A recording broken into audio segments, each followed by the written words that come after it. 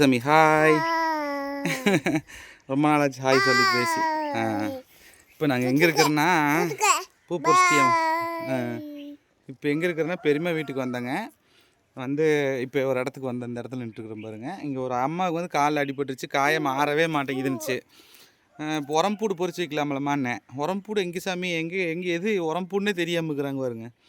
அப்புறம் சரி நான் பொறிச்சு தரேன்னு தொலாவுறேன். உரம்பூடு எனக்கே கிடைக்க மாட்டேங்குது. சும்மா சும்மா முளைச்சி கிடக்குங்க. இப்போ உரம்பூட கிடைக்கல.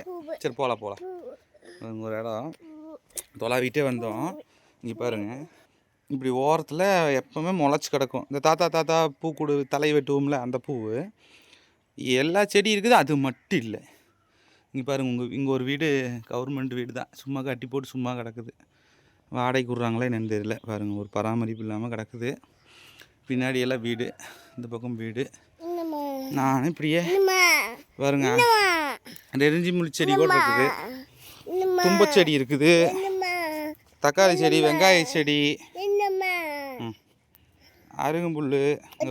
இந்த செடியெல்லாம் வேஸ்ட்டு. இது இருக்கிறதுனால தான் உரம்பூடு வர மாட்டேங்குது. இருக்குது இறங்கக்கூடாது, கல் குத்தும் கம்முன்னு. நாங்கள் ஃபுல்லாக தொலாவிட்டு வந்துட்டோம் அடிக்கும் தலைக்கு. பாருங்க, இறங்குறக்காக இறங்காத, கல் குத்தும். நாங்கள் போய்க்கலாம். உரம்பூடு கிடைக்கல. அவங்க குழம்பு பெரியம்மா வீட்டில் குழம்பு வாங்கலான்னு ஒரு போசி எட்டு வந்தாங்க. பூ வேணுமா? அந்த பூ வேணுமாம்மா? இந்த பூ வேணுமா?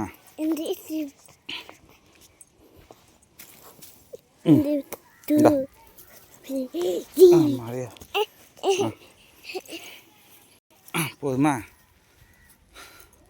குழம்பு ஊற்றி கொடுத்துட்டு சரி இப்போ உரம்பூடு பொறிச்சு கொடுக்கலான்னு பார்த்தா உரம்பூடு கிடைக்கல. நீ பாருங்க, எத்தனை கோழி படுத்துட்டு இருக்குது ஒரு ஜாலியாக.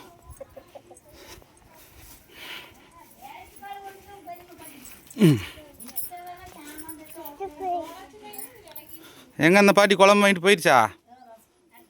உரம்பூட கிடைக்கல.